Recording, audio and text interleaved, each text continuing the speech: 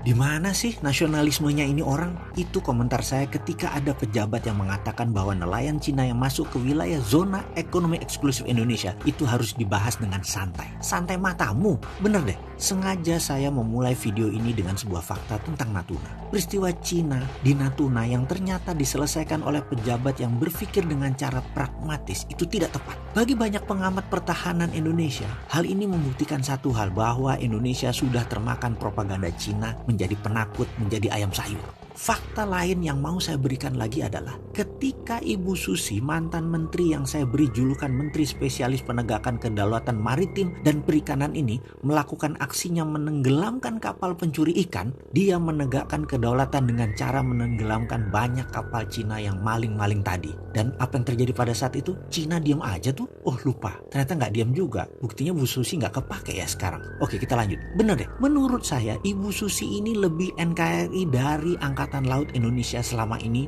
dan itu fakta. Beliau lebih NKRI dari Menkosaurus yang mengurusi investasi Cina. Ibu Susi menenggelamkan lebih 200 kapal pencuri ikan di lautan Indonesia. Bahkan di Natuna yang 80%-nya dicuri bisa berdaulat lagi zaman Bu Susi menjabat. Efeknya kapal nelayan Indonesia kalau menangkap ikan di Natuna bisa panen raya terus. Ada fakta lain lagi. Bu Susi pernah mendapatkan pujian dari banyak negara karena tidak ada satupun angkatan laut di dunia ini yang pernah dan berani menenggelamkan kapal Cina lebih dari 100 buah, dan Bu Susi sudah melakukannya. Itu dulu. Kalau sekarang Coast Guard Cina kawal nelayan Cina yang katanya mengejar ikan Cina dari zona ekonomi Cina menuju wilayah zona ekonomi Indonesia. Jadi bukan mencuri ikan, dia ngejar ikannya yang ngabur.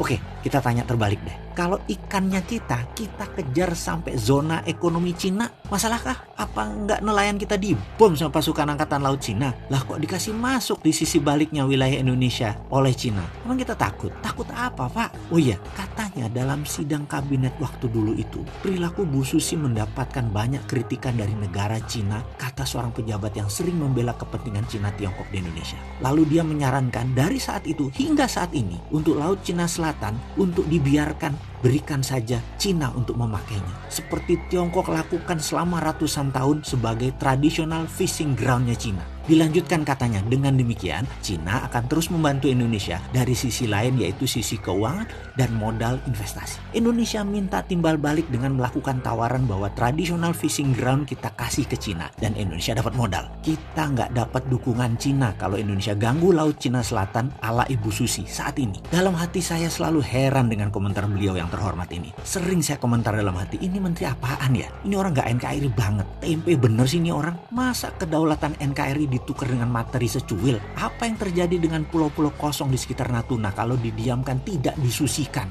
Yang sebentar lagi isinya nelayan Cina, lalu jadi Spratly jilid 2, lalu lepas seperti si Padan dan Ligitan. Ngasih Cina traditional fishing ground, langkai dulu mayat pejuang NKRI, Bung. Begini Komandan, di sekitar Natuna ribuan tahun juga sudah jadi traditional fishing ground bangsa Indonesia. Geblek aja dikasih Cina. Cina kasih duit memang selesai masalah. Duit Cina harus dibalikin kan? Sementara Natunanya hilang. Oke, sekali lagi, saya ini bukan pengkritik tanpa solusi. Saya minta video ini berkenan untuk diviralkan. Kita selesaikan once and for all masalah Cina, Natuna, dan Laut Cina Selatan. Mulai sekarang di seluruh buku pelajaran nasional, ganti nama Laut Cina Selatan menjadi Laut Natuna Utara. Itu traditional fishing groundnya bangsa Indonesia. Saya minta Menteri Luar Negeri melobi PBB, melobi Mahkamah Internasional bahwa kami bangsa Indonesia dengan ini menyatakan wilayah utara kami bernama Laut Natuna Utara. Ini adalah branding yang mencabut akar masalah dengan pemahaman Laut Cina Selatan punya Cina.